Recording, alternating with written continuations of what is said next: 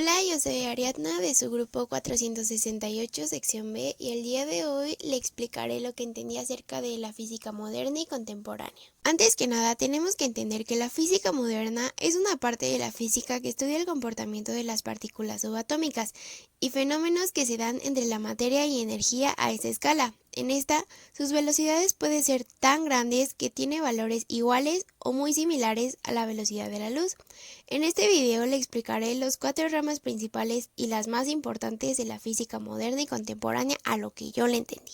El núcleo atómico se descubrió a finales del siglo XIX, ya que en ese entonces aún no se conocía ni se tenía muy claro lo que era un átomo, porque a pesar de que habían pruebas, no respondían al 100 las preguntas de los científicos de aquel entonces. A principios del siglo XX, Thomson lanzó su modelo atómico que cubría algunas dudas que se tenían, donde se mostraba que el átomo está compuesto por electrones, los cuales Thomson descubrió años atrás, los cuales creía que estaban esparcidos en una sustancia de carga positiva, y este modelo atómico también se le conoce como budín de pasa por la semejanza que tiene. Rutherford, al saber esto, quiso poner a prueba este modelo juntándolo con su hallazgo, o sea, las partículas alfa, las cuales él sabía que estaban cargadas positivamente, y puso en marcha su famoso experimento de la hoja de oro, donde las partículas alfa serían lanzadas contra la hoja de oro y éstas se dispersarían por la fuerza de repulsión entre las cargas positivas de la hoja. Las partículas alfa se empezaron a esparcir.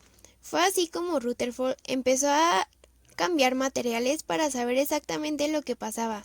Así que intentó cambiar las láminas de oro por unas de hierro, luego por unas de cobre y así sucesivamente. Cambió sus grosores y la sustancia radioactiva de donde disparaba sus partículas alfa. Con todos los resultados de sus pruebas anteriores, concluyó que se concentra en una región del espacio al cual Rutherford le llamó núcleo, diciendo y comprobando que la mayor parte del átomo es espacio vacío. El descubrimiento del electrón empieza desde que los antiguos griegos descubrieron que cuando el ámbar se frotaba con un pedazo de tela, se atraían pequeñas cantidades de paja. A este fenómeno se le llamó efecto ámbar. A finales del siglo XVI, William Wilbur descubrió que otros materiales se comportaban como el ámbar y los llamó eléctricos. 2 siglos después, Benjamin Franklin experimentó con la electricidad y descubrió que la existencia de un fluido eléctrico podía fluir de un lugar a otro. Al objeto con exceso de fluido le llamó eléctricamente positivo y al que tenía poco fluido lo denominó eléctricamente negativo. Se creía que el fluido atraía materia ordinaria y se repelía a sí mismo. Aunque ya no se hable del fluido eléctrico, se sigue tomando el ejemplo de Franklin para definir la electricidad positiva y negativa. Los experimentos de Franklin inspiró a William Crookes a inventar su tubo Crookes, el cual es un tubo de vidrio sellado donde adentro hay gas sometido a baja presión y tiene electrodos en el interior. Se produjeron destellos luminosos que se propagaban como rayos entre los electrodos del tubo. Estas radiaciones se llamaban rayos catódicos, que siempre viajaban desde el electrodo negativo, o sea, el cátodo, hasta el electrodo positivo, el ánodo. Y es así como se crearon las primeras luces fluorescentes. En 1897, Thomson agujereó el ánodo para dejar pasar los rayos catódicos y puso 2 placas dentro de la botella, las cuales cargó eléctricamente y marcó un extremo para anotar los resultados. Cuando enciende la corriente, observó que los rayos avanzaron en línea recta, pero cuando cargó las placas, el rayo se desvió, y al cambiar los polos, se desviaba hacia el lado contrario. Y es así como Thomson demostró que estos rayos estaban formados de carga negativa, a la cual le puso electrones, y gracias a esto ganó el Premio Nobel de Física en 1906. En 1907, Robert Millikan empezaba a tratar de medir la carga del electrón con un aparato sencillo donde se producía una niebla de aceite. Este aparato tenía placas metálicas paralelas, a las que le podía poner un potencial para así crear un campo eléctrico. Su experimento consistía en que él rociaba gotas de aceite en una cámara que estaba encima de las placas. Después encendía el campo y cuando el campo era intenso, algunas gotas se movían hacia arriba. Esto indicaba que las gotas tenían carga negativa. Ajustó el campo para que las gotas flotaran sin movimiento. Y él sabía que la fuerza descendente de la gravedad sobre las gotas se equilibraba con la fuerza eléctrica ascendente.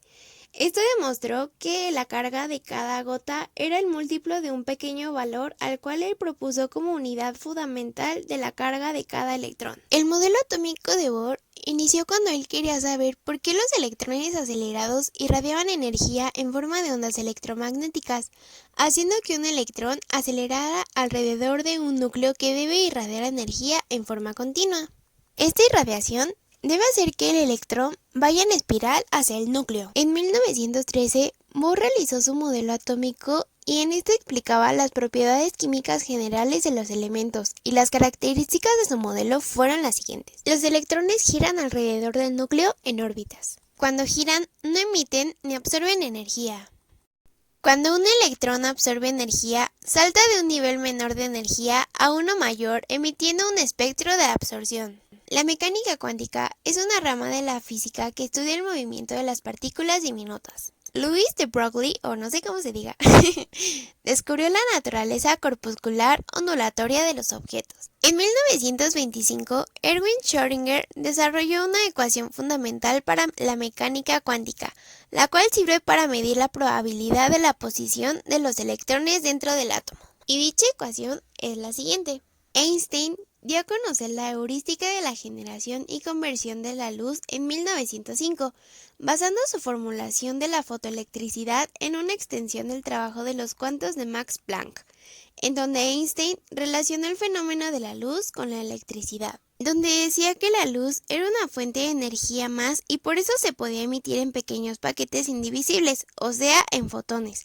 Esas partículas, al chocar con algunos materiales, harían que los electrones rebotaran, y si esto se hace de manera continua, se obtendrá una corriente eléctrica. Este descubrimiento hizo que se le otorgara el Premio Nobel de Física a Einstein en 1921. El principio de incertidumbre de Heisenberg fue clave en el desarrollo de la mecánica, ya que este dice que no se puede conocer simultáneamente la posición y movimiento de una partícula, como el electrón, ya que si intentas hacer uno en automático, el otro es imposible de calcular. También se dice que marcó el final de la física tradicional, ya que dice que el universo es cambiante, impredecible y en algunas veces inexplicable. La paradoja de los gemelos explica que cuando una persona va al espacio, viaja a la velocidad de la luz, por lo tanto, su tiempo transcurre muy lento, a comparación de una persona que se encuentra en la Tierra.